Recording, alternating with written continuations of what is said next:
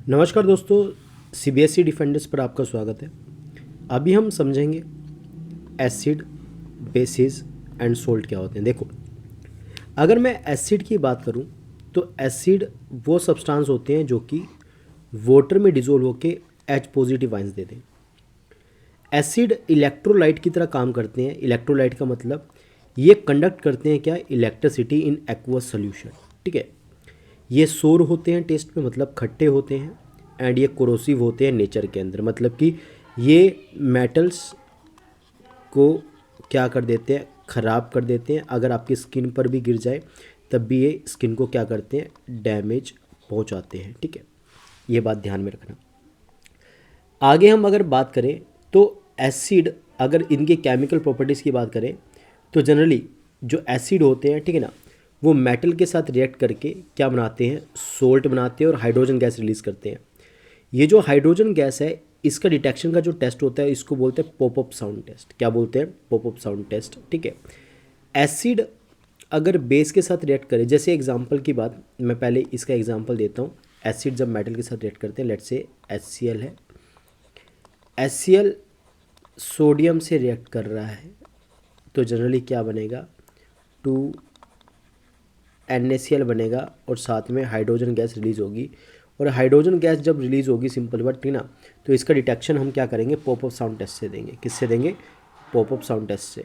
ठीक है, एसिड और बेस जब रिएक्ट करेगा तो क्या बनेगा, सोल्ट प्लस वाटर बनेगा। ठीक है ना, इसको बोलते हैं हम न्यूट्रलाइजेशन रिएक्शन। ठीक है, एसिड जब मेटल कार्बोनेट और मेटल हाइड्रोजन कार्बोनेट के साथ रिएक्ट करेगा तो क्या बनता है, salt water plus carbon dioxide. Example के लिए लेट्स से मान लो HCl है और ये रिएक्ट कर रहा है किसके साथ, सोडियम कार्बोनेट के साथ रिएक्ट कर रहा है।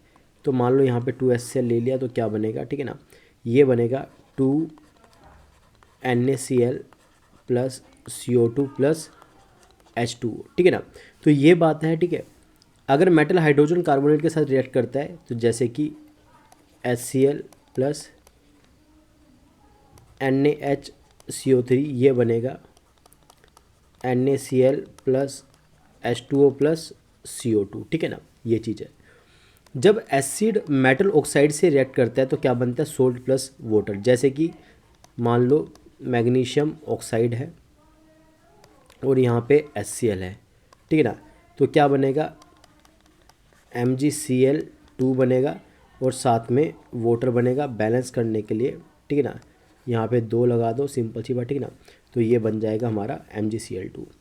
अब एक नोट है जो कि इम्पोर्टेंट है कंसेप्ट के लिए, क्या सभी हाइड्रोजन कंटेनिंग कंपाउंड एसिड होते हैं। तो देखो, इसके लिए हमें क्या चाहिए, एक बीकर ले लेते हैं। चलो 3 बीकर ले लेते हैं। ये है बीकर A, ये है बीकर B और ये है बीकर C। ठीक है, अब जनरली सिंपल सी बात, इसके अंदर आपने क्या लेना है, अल्कोहल ले लो आप। ठीक है, इसके अंदर आप क्या ले लो, ग्लूकोज ले लो। Alcohol plus water, glucose plus water.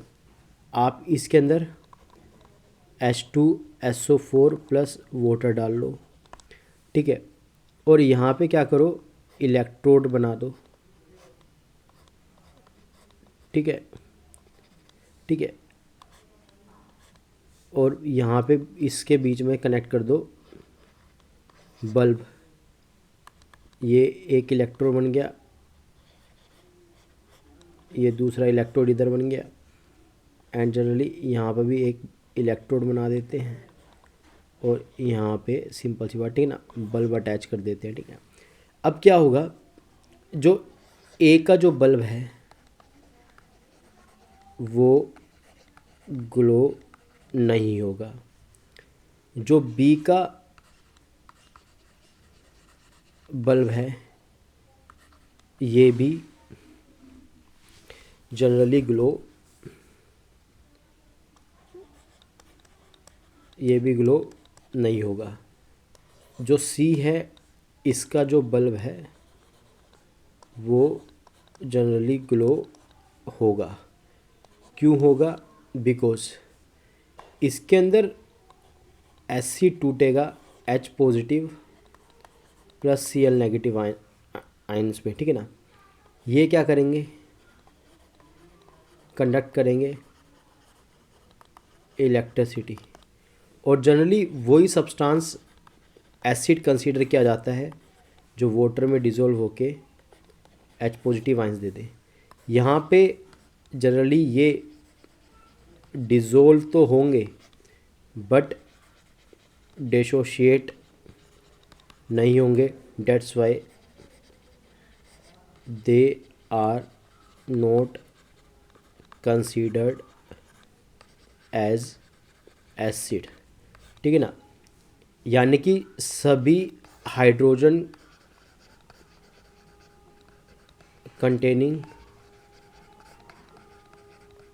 Compounds are not acid इस एक्टिविटी से हैंस प्रूव्ड, ठीक है। तो ये हमने डिस्कस किया इस एक्टिविटी से, ठीक है ना। चलिए अब नेक्स्ट बेसिस को पढ़ते हैं। बेसिस क्या है, थोड़ा मैं चेंज कर लेता हूँ, ठीक है। अब बेसिस की अगर मैं बात करूँ, ये वाटर में डिज़ोल्व होकर हाइड्रोक्सिल आयंस प्रोड्यूस करते हैं। ये बीटर होते हैं टेस्ट में। इलेक्ट्रोलाइट ये भी इलेक्ट्रिसिटी सिंपल सी बात क्या करते हैं, प्रोड्यूस करते हैं, ठीक है। मतलब कि सॉरी प्रोड्यूस बोल रहा हूँ मैं, इलेक्ट्रिसिटी इलेक्ट्रिक करंट को क्या करते हैं, ये कंडक्ट करते हैं। ये सोपी होते हैं टच में, कोरोसिव इन नेचर होते हैं, ख़राब कर देते हैं। मतलब कि अगर आपकी ज़्यादा स्किन पर ये चले जाएं तो जनरली ये स्किन को बर्न कर सकते हैं या मेटल को भी ख़राब कर सकते हैं। केमिकल प्रॉपर्टी की बात करें, एसिड और बेस जब रिएक्ट करते हैं तो न्यूट्रलाइजेशन रिएक्शन होती है, सोल्ट प्लस वाटर बनता है। बेस प्लस मेटल रिएक्ट करते हैं तो क्या बनता है, सोल्ट प्लस हाइड्रोजन गैस, जैसे 2NaOH plus Zn give rise to Na2 ZnO2, इसको बोलते हैं सोडियम जिंकेट। और हाइड्रोजन गैस इसके लिए डिटेक्शन के लिए क्या होती है, पॉप अप साउंड टेस्ट होता है। नेक्स्ट इज जब बेस और नॉन मेटल ऑक्साइड रिएक्ट करती हैं तो क्या बनाता है, सिंपल बात, ठीक है ना, मेटल कार्बोनेट, नॉन, ठीक है ना, मेटल कार्बोनेट बनता है और वाटर बनता है, ठीक है ना। अब आते हैं न्यूट्रलाइजेशन रिएक्शन पे। न्यूट्रलाइजेशन रिएक्शन का मतलब क्या होता है, जब एसिड और बेस रिएक्ट करते हैं तो क्या बनता है, सोल्ट और वाटर।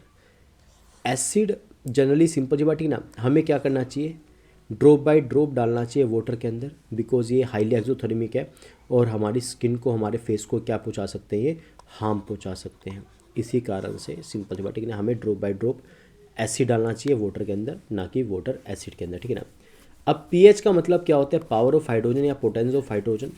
पीएच स्केल बनाया गया नापने के लिए कि कोई चीज़ कितनी एसिडिक है और बेसिक है। तो जनरली जहाँ पे 0 है, इस स्केल पे 0 इधर है, 7 ये है, 14 इधर है। तो जनरली जो 7 वाला होता है वो तो होता है न्यूट्रल, 7 से इधर वाला होता है बेसिक, 7 से इधर वाला होता है एसिडिक, ठीक है ना। और जब आप 7 से अगर हम बोल रहे हैं कि उसका पीएच कम हो रहा है, मतलब H पॉजिटिव आयंस उसमें बढ़ रहे हैं और OH नेगेटिव आयंस घट रहे हैं।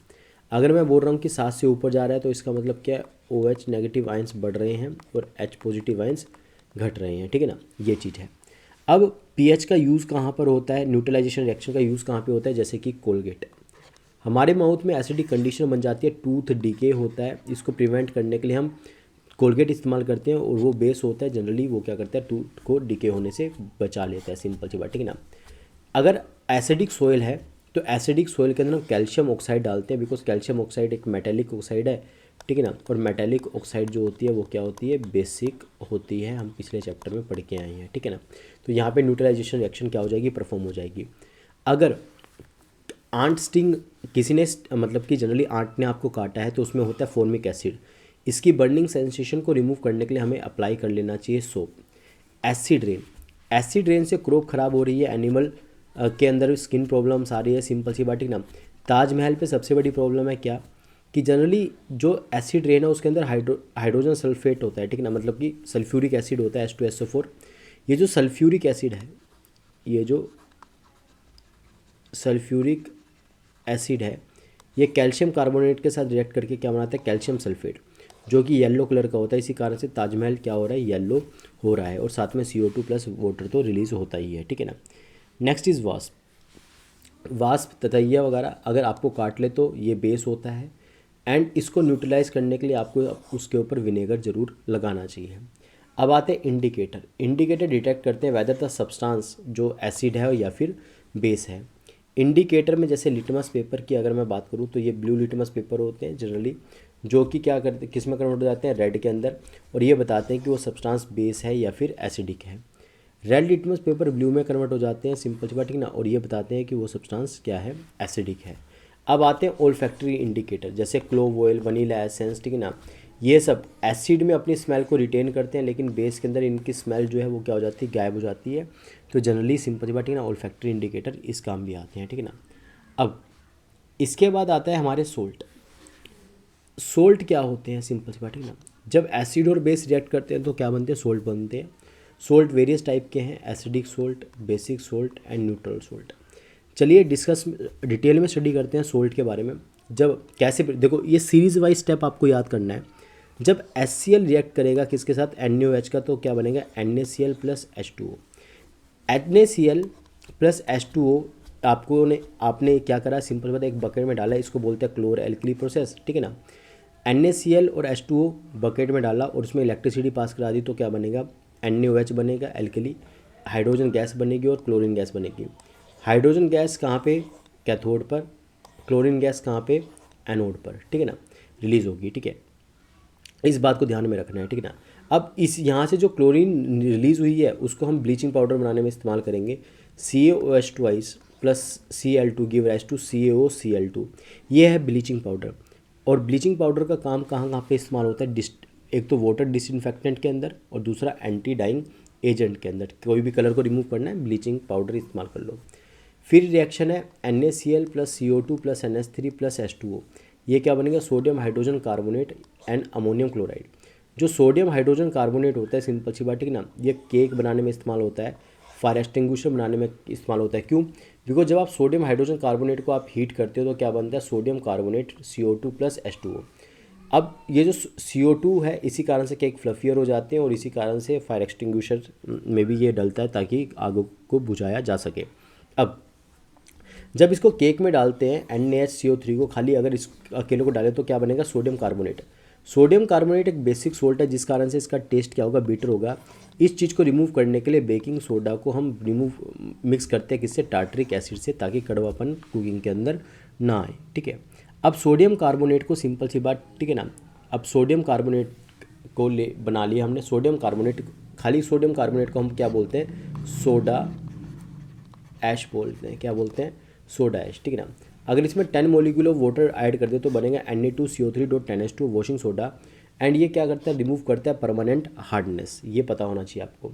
नेक्स्ट इज कैल्शियम सल्फेट, ठीक है ना, डाईहाइड्रेट, इसको जिप्सम बोलते हैं। अगर आप सिंपल सी बात इसको हीट करो तो ये किस में कन्वर्ट हो जाएगा, कैल्शियम सल्फेट हेमी हाइड्रेट में कन्वर्ट हो जाएगा, जिसको हम POP भी बोलते हैं, ठीक है ना, एंड 3/2H2O में। अब ये जो POP बना है, सिंपल सी बात, ठीक है ना, एक तो ये जब फ्रैक्चर्स होते हैं बोन के अंदर तब इस्तेमाल आता है।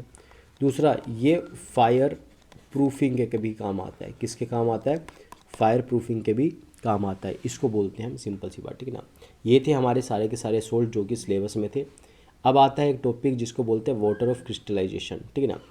वाटर ऑफ क्रिस्टलाइजेशन का मतलब क्या है भाई, एक मॉलिक्यूल है, उस मॉलिक्यूल के अंदर कितने पानी है, सिंपल सा, जो कि हीट करने के बाद नहीं रहेंगे, उसको बोलते हैं वाटर ऑफ क्रिस्टलाइजेशन। जैसे कॉपर सल्फेट का क्रिस्टल ब्लू होता है, लेकिन हीट करने के बाद वो वाइट हो जाता है। फेरस सल्फेट का क्रिस्टल जो है, सिंपल बात, वो ग्रीन होता है, लेकिन हीट करने के बाद वाइट हो जाता है, ठीक है ना। तो यही सब चीज़ें, ये हैं water of crystallisation. I hope आपको समझ में आया होगा। चैप्टर नंबर 2 था ये। मैं नई वीडियोज़ और लेके आता रहूँगा इसी चैनल पर, CBSE डिफेंडर्स पर, ठीक है ना। Thank you so much for watching this video. जय हिंद, जय भारत।